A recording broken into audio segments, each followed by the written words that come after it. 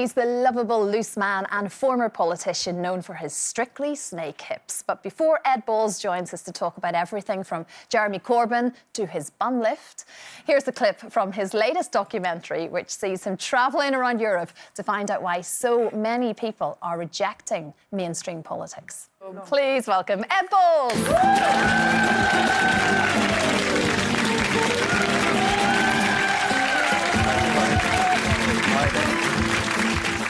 How are you? Very good. Better than that day in the sea. Better than that day, yeah. Did you just have to dive in because it was so cold? It was March in the North Sea, and these guys go every day of the year.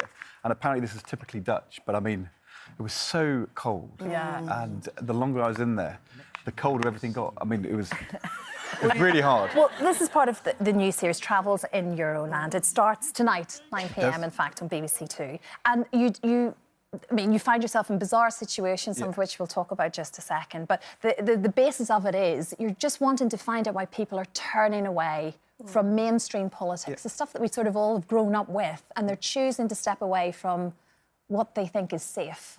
Why do you think the shift is starting to happen? Well, politics has been really wild in Britain the last few years. Both leaders of the main party said vote Remain, but half the country voted Leave. In America, people voted for Donald Trump, who was not a typical guy to become president of the United States. And we wanted to know, is the same thing happening across Europe? Are you seeing Trump-like figures? Are people turning away from mainstream politics? And we found this right across the whole of the continent. France, Germany, Italy, the Netherlands, Spain. People saying, they're not listening to me. I'm not getting a fair deal. My culture is being threatened. Why can't I do the things we've always done? And what the populist parties do and come in and is say, the elites, they're not on your side. They're not listening to you. Vote for us, we'll protect your way of life, your right to exist. And sometimes, as you see in the programme, that can take you to quite difficult, dark places. Not kind of Trump, who's like sometimes a bit of a figure of fun, but don't you to think the that... AfD in Germany. I mean, these are like the Nazi party of the 20th century. Yeah. Wow. Obviously, taken away from the Nazi party of the 20th century. Do you feel that people nowadays do feel completely disassociated with their politicians and so let down by them that they will take any other route? Because actually, does anybody in Parliament today stand for the everyday person? Well, I think, look, politics fails if people don't think that it's listening and is on their side. Of course it does. But we live in a democracy where if you don't have people in Parliament who are elected making the right decisions, well, you know, what's the alternative? Do you get the wrong guys? Do you actually end up, as happened in the past, with... How can we tell these are the right guys? Because we just don't seem to connect with these people. So there is a serious issue between what we consider as the people as the right person to run the country and what Parliament thinks is the right person to run the country. You know, so they're putting what they think their best man forward is or best woman forward, and it's not connecting with us. Why? Well, I think, look, in the election campaign, which we had before Christmas, the Conservatives said, get Brexit done.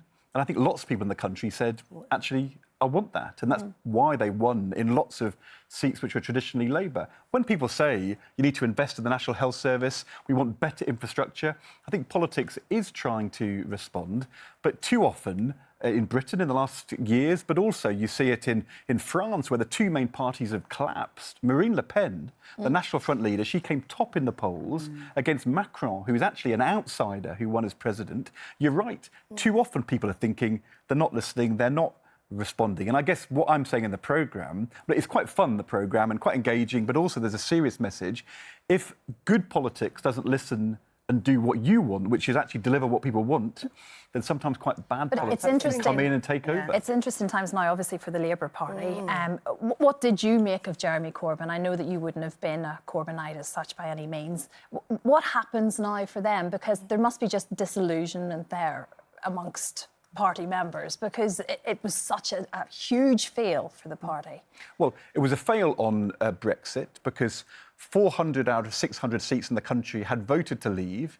I don't think Labour knew what it was saying, but the extent it was saying they wanted to go back in or a second referendum, that wasn't popular. But it wasn't only about Brexit. It was also that time and time again, I think people on the doorstep and in the polls were saying they didn't think Jeremy Corbyn was a strong leader who would keep people safe, who would be good on security. The manifesto, I'm afraid, had too many things in it which looked like it was going to mean a big tax bill for people. So in the end... crying shame you're not there for us to vote, I have to say, because you really do connect with people, and I really feel that you do. And one of the great things about this programme is you have enormous fun with the people that you're talking to, don't you? You're very much you're not going in to put any of your feelings really on them. You're really there to listen to them, and you do that in an array of marvellous ways. One of which was a bum lift. Yeah. I did, yes. Now, I wanted the juice on the bum lift. I can't have a lie. The bum lift. You know what? So I think you can't understand unless you listen. And yes, you've got to hear why are people saying these things. And actually, I think if the public, this is Stacey's point, don't think you're listening, they don't actually hear anything you say. And in the programme, I'm desperately trying to find out why are ordinary, decent people ending up voting for Le Pen or for Salvini in Italy. In Italy, I go to meet this amazing social media star called Valeria. Oh, hold it 1 second. You have skipped past that bum lift. I'm coming. I'm building up. I'm building up. I'm building up to it. About you better build up fast. Don't write me off that quickly. Don't write me off that quickly. I trust him. Valeria, social media star in Milan. If she walks, we do walk into the streets in Milan. Hundreds of people gather around, and she's filming on Facebook Live the whole time. And then she then says to me, "There's one other thing I'd like to show you. I do this every week." And we go to her gym where there's this massage room, and we have an intensive buttock massage, which she says is trimming, and I lay on my front, she lays on my front, and we have a conversation about politics in which I'm saying to her, "Valeria, what do you want from Salvini?" And she's saying, "A strong man, a man who's strong." At the same time, I'm going, "Woo!" Because I've got this extremely strong woman doing things to me. I mean, it was invasive. It was an invasive. I daren't look to see what they were doing or what they were using. She got a strong man with a firm bum, basically. That is what she wanted. And I'm afraid, strong, maybe, firm bum. Thank you so much. It's all in Travels in Euroland tonight. Thank you so much for your company.